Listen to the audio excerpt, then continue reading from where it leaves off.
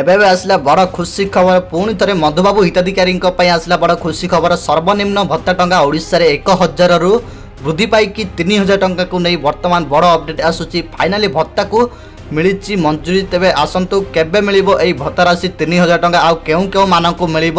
ତେବେ ଆସନ୍ତୁ ସମ୍ପୂର୍ଣ୍ଣ ଅପଡେଟ୍ ବିଷୟରେ ଏହି ଭିଡ଼ିଓ ମାଧ୍ୟମରେ ଆପଣମାନେ ଜାଣିବାକୁ ପାଇବେ। ସେଥିପାଇଁ ଭିଡ଼ିଓକୁ ଶେଷ ପର୍ଯ୍ୟନ୍ତ ଦେଖନ୍ତୁ। ଚ୍ୟାନେଲକୁ ନୂଆ କରି ଆସିଥିଲେ ଏବେ ହିଁ ସବସ୍କ୍ରାଇବ୍ କରି ବେଲ୍ ଆଇକନ୍କୁ ଦବାଇ ରଖନ୍ତୁ।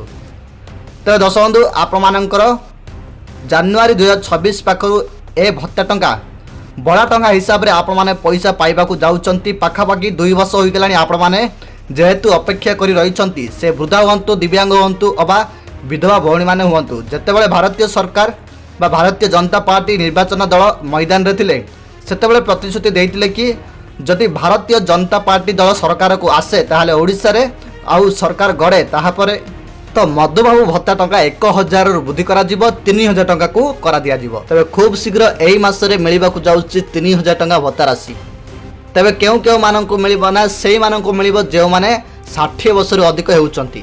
ତେବେ ଦର୍ଶନ୍ତୁ, ଏହି ଭତ୍ତା ରାଶି ଏଥିପାଇଁ ମିଳିବାକୁ ଯାଉଛି କାହିଁକିନା ଯେହେତୁ ଆଗକୁ ଆପଣମାନଙ୍କର ଆସୁଛି ପଞ୍ଚାୟତ ଇଲେକ୍ସନ୍, ଆଉ ଏହି ପଞ୍ଚାୟତ ଇଲେକ୍ସନ୍କୁ ଦୃଷ୍ଟିରେ ରଖି ରାଜ୍ୟ ସରକାର ଭତ୍ତା ବାବଦକୁ 3000 ଟଙ୍କା ସମସ୍ତଙ୍କୁ ଦେବାକୁ ପ୍ରତିଶ୍ରୁତି ମଧ୍ୟ ପାଳନ କରିଛନ୍ତି।